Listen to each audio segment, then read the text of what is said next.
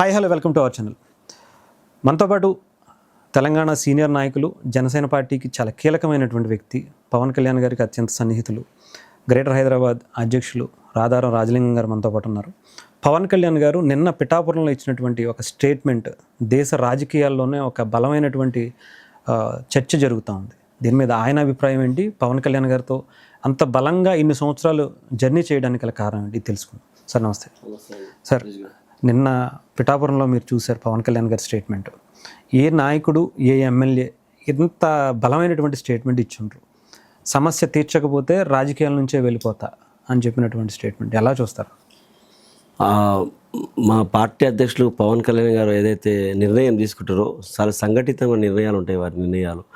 వారి నిర్ణయాలు నాకు తెలిసి భారతదేశ చరిత్రలలో ఏ అసెంబ్లీ కూడా, ఏ ఎమ్మెల్యే కూడా వారిలాగా తీసుకోరు.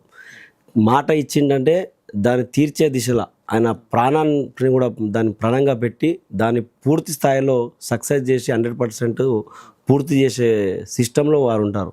అందుకే వారి ఆశయాలు కానీ, వారి సిస్టమ్ కానీ, వారు ఏదైతే వారు తీసుకునే నిర్ణయాలు ఉంటాయి కదా, దానికి వారితో మేము 2000 ప్రయాణం చేస్తున్నాం కాబట్టి అందుకే మేము వారితోటి ప్రయాణం చేస్తున్నాం. నేను 2009 నేను ఒక ఎమ్మెల్యేగా కావాలని నేను అడిగిన వ్యక్తిని అన్నీ వదిలేసుకొని ఖాళీ మా పార్టీ అధ్యక్షుడు పవన్ కళ్యాణ్ గారు వారి ఆశయాలు, వారి యొక్క తీసుకున్న నిర్ణయాలు, వారి యొక్క భావజాలను కట్టుబడి జనసేన పార్టీలో నేను ప్రయాణిస్తున్నాను. ఇప్పుడు ఉన్నటువంటి నిన్న జరిగినటువంటి పిఠాపురంలో ఏదైతే నిన్న సభ జరిగిందో, ఏ రాజకీయ నాయకుడు కూడా, ఏ ఎమ్మెల్యే కూడా 324 కోట్లు బహుశా అదేదో అక్కడ దానికి ఫండింగ్ అవుతుందని చెప్పి దానికి ఏదో ఎస్టిమేట్ పవన్ కళ్యాణ్ గారు వేయించారు. అది నిన్న చెప్పడం కూడా జరిగింది. వారు దాన్ని కేంద్రం దృష్టికి తీసుకెళ్ళి కేంద్ర స్థాయిలో ప్రయత్నం చేసినప్పటికీ కూడా అన్ని రాజకీయ నాయకులు ఇప్పుడు అదే జగన్ గారు కాలేజీలో ఎన్నో ఇష్యూలు జరుగుతున్నాయి, అన్నీ కట్టేసినాం అయిపోయినాయి, భూతద్దాల ఏదో గ్రాఫిక్లు పెట్టి చూపిస్తుంటారు. ఆ గ్రాఫిక్స్ చేసే వ్యక్తి మా పవన్ కళ్యాణ్ వారు కాదు. వారు మాట ఇచ్చారంటే కంపల్సరీ అవుతుంది. అక్కడ ప్రజలకి స్వచ్ఛందంగా చెప్తున్నారు. ఆయన తిట్టేది ఉంటే కూడా తిట్టండి అని చెప్పి, ఏ రాజకీయ నాయకుడు తిడితే మళ్ళీ ఎదురుదాడి చేస్తాడు. ఈయన స్వయంగా ప్రజలకు కావచ్చు, అభిమానులకు కావచ్చు, తిరగబడే వాళ్ళకి కావచ్చు, తిట్టండి అని ఆయన మీద వేసుకుంటాడు. ఎనీ టైం ఎప్పుడు మాట్లాడినా మీరు తిట్టండి, నాకు ఏం పర్వాలేదు, నేను స్వీకరిస్తా అంటాడు. అలాంటి నాయకుడు మీరు ఎప్పుడైనా చూసారా? అలాంటి నాయకుడు ఎక్కడ కూడా ఉండడు. నేను మీ మాటలన్నీ నేను స్వీకరిస్తాను, నేను తీసుకుంటానని చెప్తాడు, కానీ నేను తీసుకోనని ఎప్పుడు చెప్పాడు. వారు ఎన్నో తిట్లు తిని రాష్ట్ర ప్రజల కోసం, దేశ ప్రజల కోసం ఎన్నో అవమానాలు భరించి, ఎన్నో ఎంచి అన్నీ తొక్కుకుంటూ వెళ్ళి ఈరోజు ఆ స్థాయిలో ఉండి పిఠాపురం నియోజకవర్గానికి 324 కోట్ల రూపాయలు కావాలని కేంద్ర ప్రభుత్వాన్ని ఒత్తిడి తీసుకొచ్చి అక్కడ ఏదైతే ప్రయత్నం చేస్తుండ్రో ప్రజలందరికీ నేను చెప్పడం జరిగింది. నేను తీసుకునే నిర్ణయాలు రాత్రికో లేక వారం రోజుల్లో 10 రోజుల్లో కావు, దానికి సమయం పడుతుంది. గాలి మాటలు చెప్పే సిస్టమ్ నేను ఉండని చెప్పి స్వయంగా చెప్పడం జరిగింది. చెప్పే వ్యక్తి కూడా కాదు, మాట ఇస్తే 100% చేస్తాడు. ఆ ఒక మాట ఇచ్చిందంటే దానికి ఎంత ఇదైనా సరే. ఇప్పుడు వారికి మీరు ఒక సింగిల్ నియోజకవర్గానికి భారతదేశంలో కూడా ఏ నియోజకవర్గం కూడా 324 కోట్లు శాంక్షన్ అయిన దాఖలు ఎక్కడ కూడా లేవు. వారు ఎంత కఠినమైన నిర్ణయం తీసుకొని అది కాంతి కూడా చేస్తా అని చెప్పి దాన్ని ఒప్పించే స్థాయిలో తీసుకెళ్ళి రాత్రి మీరు నిర్ణయాలు తీసుకుంటే కావు. ప్రజలకి ఇప్పుడు ఆల్రెడీ జగన్ బయలుదేరిండి, అక్కడ నిన్న నుంచి ఏదో యాత్రలు చేస్తున్నది మనం చూస్తున్నాం. నిన్న ఏదో ఇది చేస్తాం, ఏదో చేయాలని ఏదో ప్రపగండం చేసి ఏదో తప్పుడు ప్రచారం చేయడానికి బయలుదేరిండు. ఆ తప్పుడు ప్రచారాన్ని అక్కడ ఉన్న ప్రజలు వినే పరిస్థితి లేరు. పవన్ కళ్యాణ్ గారికి అక్కడ ఉన్నటువంటి ఏదైతే అలయన్స్లో పార్టీ ఏదైతే ఉందో వారిని ఆహ్వానిస్తున్నారు. వీరు తీసుకెళ్లే పథకాలు నిత్యము ప్రజల్లో ఉంటూ ప్రజల్లో వారి సమస్యలు తీర్చలేక ఉన్నాడు. ఇప్పుడు ఆ చేసే పని కూడా దాని తగ్గట్టు సమయం కావాలి. నేను ఏదో తప్పకుండా దానికి సమయం తీసుకొని తప్పకుండా చేస్తానన్న వ్యక్తి ఆయన పవన్ కళ్యాణ్ గారు. తప్పకుండా నిర్ణయం తీసుకున్నది 100% చేస్తారు. దాని సమయం అడుగుతున్నారు. ప్రజల్లోకి వెళ్ళి దాని ప్రస్తావన తీసుకొచ్చి తీర్చే బాధ్యత నాదని చెప్పి తీర్చకపోతే రాజకీయాలకే తప్పుకుంటా అన్నాడు. అలాంటి వ్యక్తి ఎవరు ఉన్నారా? దొంగ మాటలు ఉంటారు అంత ఎమ్మెల్యేలు అంతా. ఇక్కడ తెలంగాణ కూడా చూసినాం, ట్యాంక్ బండ్ కాడ ఎంతోమంది ఊరేసుకుంటా అన్నారు. వేసుకున్నాడా? ఆయన మాట ఇస్తే ఊరేసుకునే వ్యక్తి పవన్ కళ్యాణ్ గారు.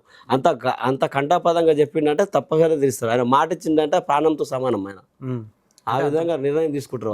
మీకు ఎలా అనిపించింది అలాంటి నాయకుడిని మీరు చూసినప్పుడు, అలాంటి స్టేట్మెంట్లు ఇచ్చినప్పుడు మీ ఫీలింగ్ ఏంటి? మా ఫీలింగ్ ఏంటి, మాకు చాలా సంతోషంగా ఉంటుంది. మేము అలాంటి వ్యక్తితో కదా ప్రయాణం చేస్తున్నాం. మాకు ఈరోజే కాదు, అప్పటి నుంచి తెలుసు కాబట్టే మేము రాజకీయంగా అన్నీ వదిలేసుకున్నాం. ఇప్పుడు అంటే నాకు ఇప్పుడు 54 ఇయర్స్ నాకు వాటితో ప్రయాణం చేస్తున్నా. నేను ఎమ్మెల్యే స్థాయిగా 2008 నేను కొట్లాడినవాడిని. నేను రాజకీయం చేయాలంటే వేరే రకంగా పార్టీలు అనేది అది కాదు. నాకు పార్టీలు కాదు, ఎమ్మెల్యే కాదు, ఏ పదవి కాదు. నేను కేవలం పవన్ కళ్యాణ్ గారి వారి యొక్క సిద్ధాంతాలు, వారి యొక్క భావాజాలను కట్టుబడి వారితో ప్రయాణం చేస్తున్నా.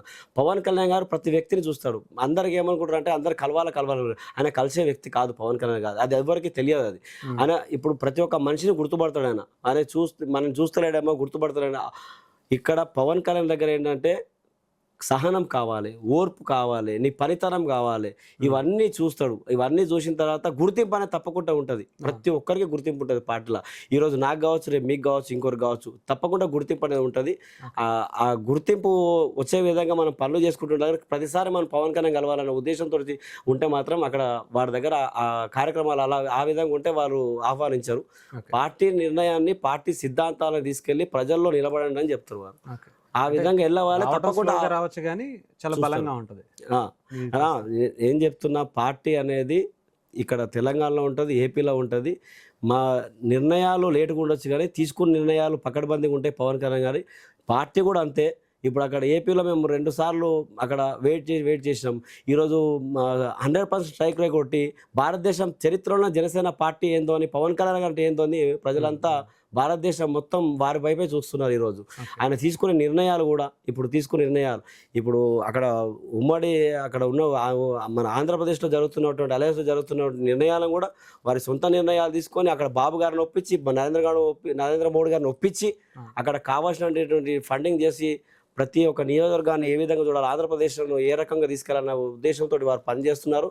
ఆ పని కూడా ప్రజలంతా కూడా చూస్తున్నారు. రాబోయే రోజుల్లో జనసేన పార్టీ ఆంధ్రప్రదేశ్లో, ఇక్కడ తెలంగాణలో కీలకంగా మారుతుంది. ఓకే, అంటే మొత్తానికి అయితే చాలా పకడ్బందీగా ప్లాన్ చేసుకున్నారు ఇక్కడ కూడా రావడానికి.